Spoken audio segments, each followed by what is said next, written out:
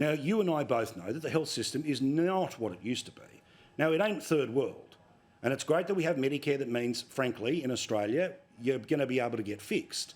But the delays are too long and the problems are too deep. And Labor governments that have got the unions on their side should be able to come up with the solutions to fix these health problems. Goodness knows, how often do we get told about how many $1 billion extra here or hundreds of millions of dollars there, yet the problem gets worse. And there's no better example of it than ambulance ramping. We have this absurd situation in Australia where every state in the country has got a problem with people who can't get an ambulance because someone's sitting in an ambulance and the ambulance is sitting in a hospital because there's no bed in the freaking hospital. And Queensland, in particular, is really bad. And the same government has been there for the best part of 30 years. There was a one-termer a long time ago in the LNP, but Labor's been in charge for how long? The population has surged, the taxes have surged, yet the problem gets worse.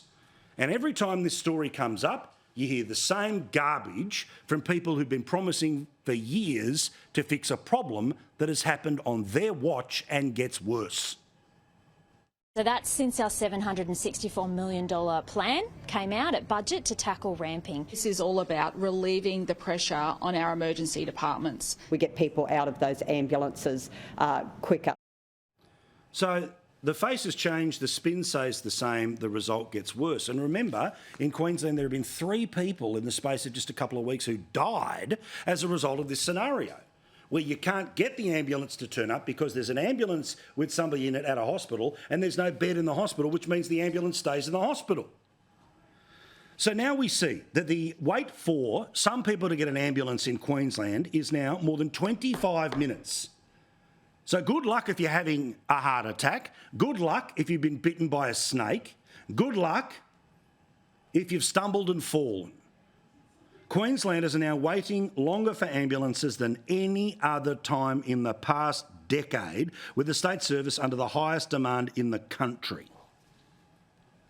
Now, there is a state election in Queensland this year, and there will be many reasons the Labor Party will throw at you for why they should be re-elected. But the same people in charge of the same system that's been getting worse, this issue alone is a reason to vote them out and scrub them from history. Yet no doubt they will turn around and say that if you don't vote for us, somehow the Olympics will disappear. Well, guess what's disappearing? Your capacity to get an ambulance if you live in Queensland. But it's not the only example of this stuff. You see, we keep being told, again, health, absolutely essential to Australians when it comes to voting. But sometimes we vote against our own interests. Again, regardless of how bad the opposition was or how smart alecky the politics was in Victoria.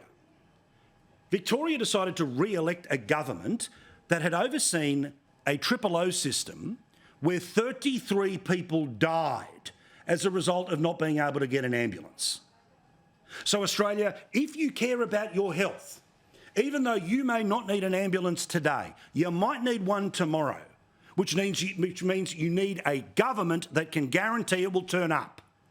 And the current Labor government of Queensland cannot do it and has made it worse. The current government in South Australia promised to fix it but didn't. In Western Australia, it's the worst it's ever been.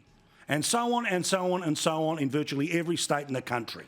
So if your health matters, if the health of your parents or your kids or your partner or yourself matters, then forget the spin and the BS. Anyone who has presided over this failure goes. May that be the case at the election later this year in Queensland.